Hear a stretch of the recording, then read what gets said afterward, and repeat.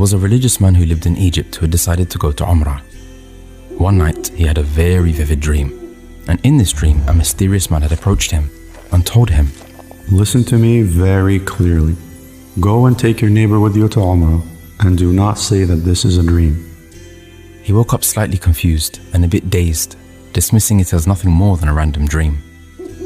So the next night he went to sleep, and once again the mysterious man appeared and told him, "I already told you, and I'm telling you again, take your neighbor with you to Umrah." These dreams were so vivid, it was nothing like he'd ever experienced in his life. So the Egyptian man decided to consult a dream interpreter, who sat down with him and told him, "If you dream this a third time, then it's clear. Take him to Umrah. But do you know this neighbor well?" He then replied, "Do I know him? Yes, but I've never seen him at the mosque or praying. He's not known for his prayers." The next night, the Egyptian man had the same dream again, and so it was decided. He went to his neighbor's house, knocked on the door, and then he said, "Assalamu alaikum. How are you, my neighbor? Can I come in?" The neighbor then invited him inside his home. He then said, "I was hoping you would come to Umrah with me. What do you think?" The neighbor, confused, replied, Me? I don't even know how to pray. Me go to Umrah?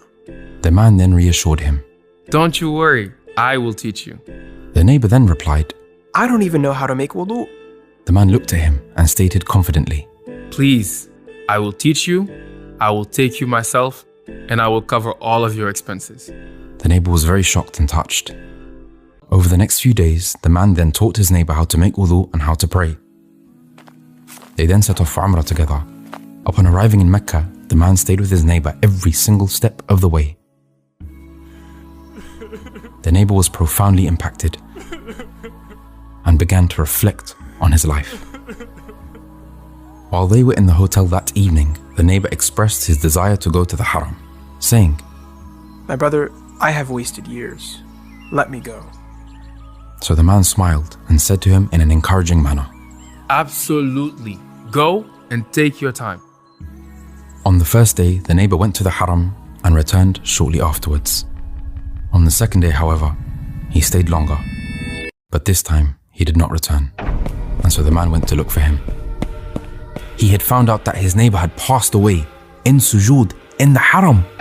Allahu Akbar. The people informed his family in Egypt, who were shocked. They requested that the ghusl, janazah and the burial be in Mecca. Days had passed and the man kept thinking about these strange occurrences. What had caused this situation was the question he'd asked himself. This man never prayed, but he died in the most sacred place, in sujood, the closest to his Lord. He then went to visit the neighbor's wife and he asked her, I need some answers. My sister, when I came to you and asked your husband to go to Umrah with me, you know I didn't know him very well. To be honest, I just kept having these dreams and it was interpreted that I should take him with me. But I need you to tell me, what was his secret? What was his life about? Who was your husband? I'll tell you.